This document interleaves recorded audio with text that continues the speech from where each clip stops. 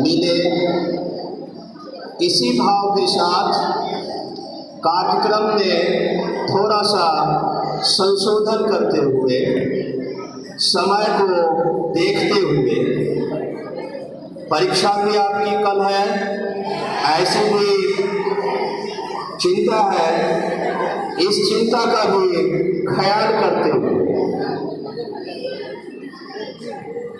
निर्धारित कार्यक्रम को प्राचार्य महोदय की अनुमति से संशोधित करते हुए एक बात आपको निवेदन कर देने के पश्चात सभा के अध्यक्ष महोदय को मैं मंच पर बुलाऊंगा। इससे पहले मैं आपसे एक निवेदन कर दूं, कृतज्ञ राष्ट्र भारत गांधी जी को स्वच्छ भारत उनके जन्म दिवस पर समर्पित करना चाहता है। इसके लिए हम सभी एक साथ संकल्प लें कि हम कम से कम 1 घंटा अपनी गंदगी की सफाई करें। 1 घंटा अपनी गंदगी की सफाई करेंगे। गंदगी आदरणीय शिक्षकगण, प्यारे बच्चों, सुप्रभात। सबसे पहले मैं आज विद्यालय की ओर से अपने 2 महापुरुषों महात्मा गांधी एवं श्री लाल बहादुर शास्त्री जी को उनके जन्मदिन के अवसर पर श्रद्धांजलि अर्पित करता हूँ। आज कृतज्ञ राष्ट्र इन दोनों महापुरुषों को याद कर रहा है। कुछ बच्चियाँ अभी मेरे पास आई कि सर हम लोग बोर्ड एग्जामिनी हैं, कल से परीक्षाएं चल रही हैं, मुझे जाना चाहिए। बात सही है, मुझे खुशी है कि आपको इतनी चिंता है, चिंता होनी चाहिए पढ़ाई के, लेकिन थोड़ा सा हम ये सोचें कि क्या यदि ये महापुरुष नहीं होते तो क्या इस बिल्डिंग के नीचे हम लोग ऐसी शिक्षा ग्रहण कर रहे होते? हमें वो सुविधाएं नहीं मिलती क्योंकि हम गुलाम थे। हम क्या थे? गुलाम थे। बहुत कम लोग पढ़ पाते थे, इतनी महंगी शिक्षा थी। इन्हीं लोगों के प्रयास से, इन्हीं महापुरुषों के प्रयास से आज हमें ये अवसर मिला है कि हम अपनी योग्यता से यहाँ पर आए हैं, किसी पैरवी से नहीं आए हैं। आप लोगों को नामांकन में किसी पैरवी की ज़रूरत हुई कि अपने मेरिट से आए? अपने मेरिट से आए हो ना, compete करके आए हो। यह व्यवस्था कब हुई? जब भारत आज़ाद। तो आज़ादी दिलाने वाले जो महापुरुष हैं उनको एक दिन हम लोग याद करते हैं और उनकी विचारधारा को याद करते हैं। यह पुरुष एक पुरुष ही नहीं थे, एक विचारधारा है। आप यूपीएससी में बैठेंगे, बीपीएससी में बैठेंगे, जनरल स्टडीज में एक बहुत बड़ा पार्ट आपको पढ़ना होगा, उस पर क्वेश्चंस आएगा गांधी, नेहरू और टैगोर। उससे बहुत ज़्यादा आएगा और हर बच्चा इसको ठीक से पढ़ता है ताकि अधिक से अधिक मार्क्स हमें आवे और हम आईएएस आईपीएस ऑफिसर बन सकें। तो यदि हम इनके बारे में, इनके कार्यों के बारे में नहीं जानते हैं, याद नहीं करते हैं, तो समझिए कि हम सोए हुए हैं, हमको जगना चाहिए। गांधी के पहले आजाद आंदोलन का रूप किसने दिया आज़ादी की लड़ाई को? महात्मा गांधी ने जन जन में पहुंचाया, चाहे वो पढ़े लिखे हो चाहे अनपढ़ हो, लेकिन गांधी को इनके युग में सब जानते थे। अपनी भाषा में, हिंदी भाषा में, एक गुजराती होते हुए इन्होंने अपनी बात को पहुंचाई हम सभी के बीच, हमारे पूर्वजों के बीच, और तब आज़ादी की लड़ाई अपनी गति पकड़ पाई। बुद्धिमान इतने थे कि अंग्रेजों को भगाने के लिए सिर्फ पहले जो हम सोचते थे कि ये बंदूक से भागेंगे, लाठी से भागेंगे, हिंसा से भागेंगे, इन्होंने समझ लिया था कि जिसके राज्य में, जिसके साम्राज्य में सूरज नहीं डूबता हो, उसको हम सिर्फ बंदूक के जोर से नहीं भगा सकते। उस जमाने में इन्होंने सोचा था कि इसको कैसे भगाना है, और क्या सोचा था? आर्थिक कमर तोड़ देनी है इन ब्रिटिशर्स की।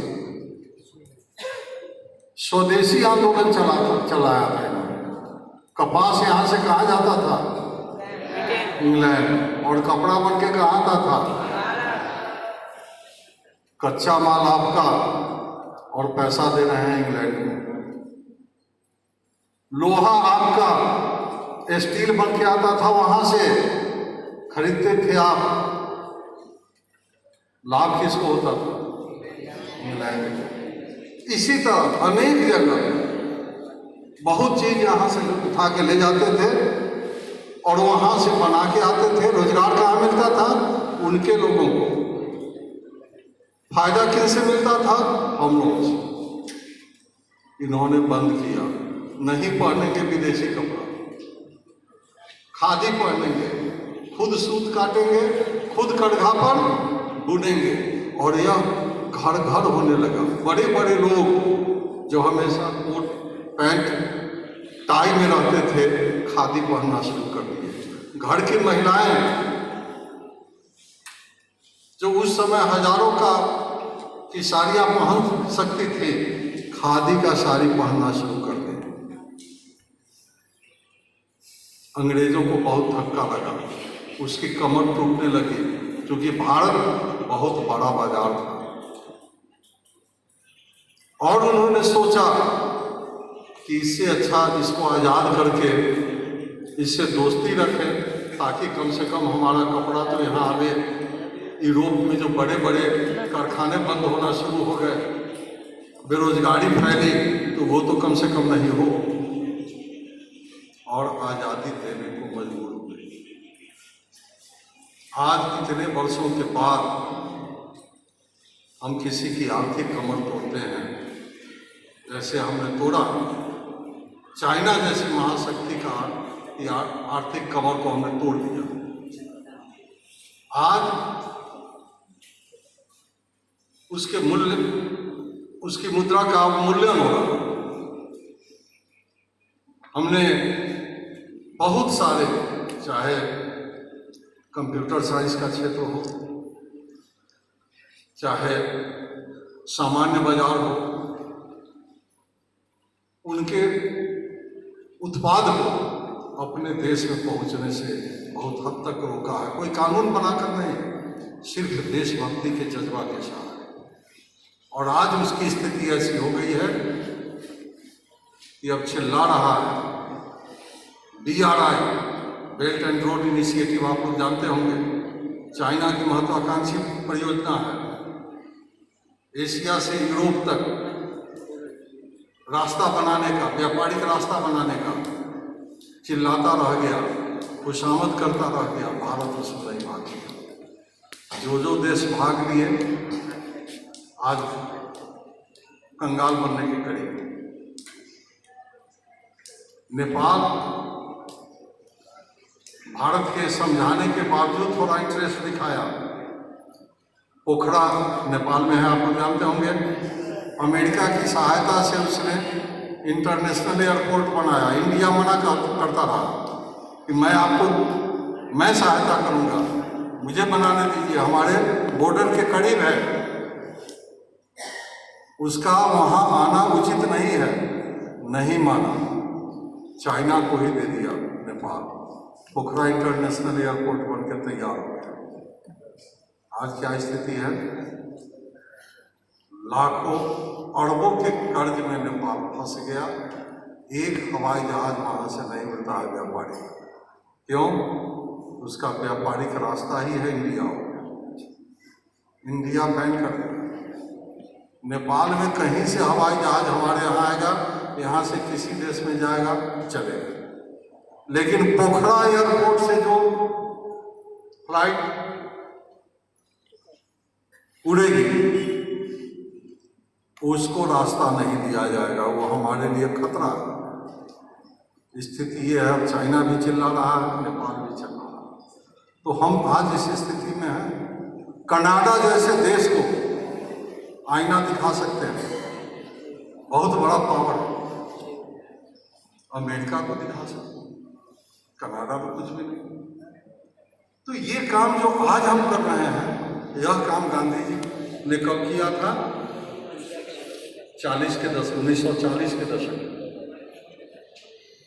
तो ऐसी महान आत्मा के बारे में जितना हम लोग जाने वो कम होगा। हम सबको जानना चाहिए। गांधी जी की आत्मकथा हम सबको पढ़नी चाहिए, और अभी मौका है, अभी हम लोग को पढ़ना चाहिए। और इस तरह से इनको सम्मान देंगे। आज जो स्वच्छता की बात हम लोग कर रहे हैं, इनकी देन है, महात्मा गांधी की देन है। इतने वर्षों के बाद आज हमको इसकी उपयोगिता नजर आ रही है। जब हम विदेशों में जाते हैं, वहाँ की स्वच्छता देखते हैं, तो हमें लगता है कि हमें भी स्वच्छ होना चाहिए। और जैसा कि पाठक जी ने भी कहा कि हम लोग कोशिश करें 1 घंटा दें। आप लोगों में स्टेमिना है, कल आप लोगों ने दिखाया, मैं बहुत खुश हूँ। आप लोगों ने जिस जोशो खरोश के साथ कल भाग लिया है, आपको मैं जितना धन्यवाद दूँ, आपको, आपके शिक्षकों को, सारे कर्मचारियों को, उतना कम है।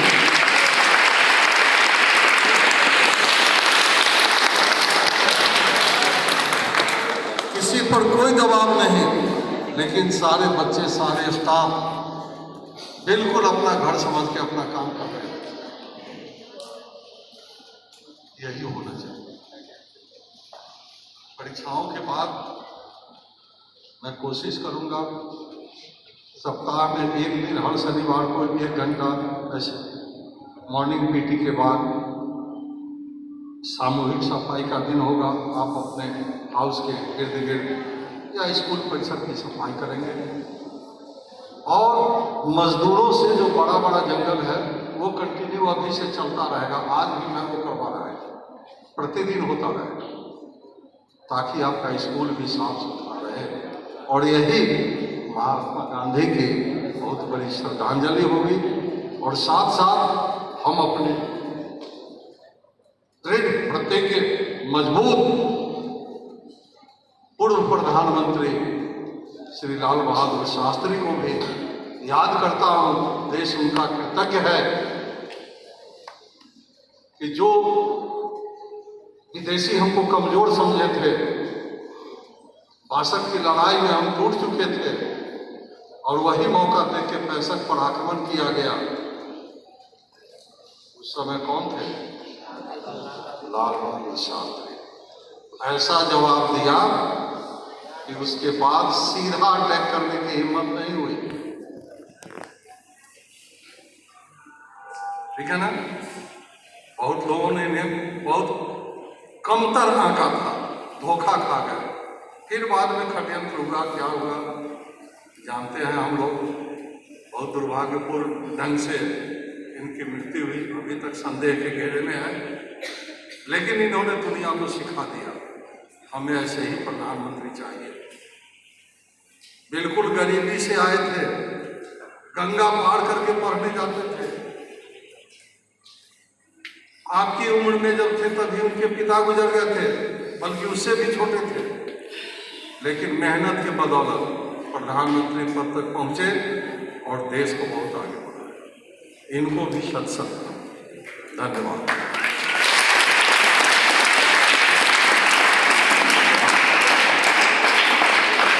बहुत बहुत धन्यवाद सर।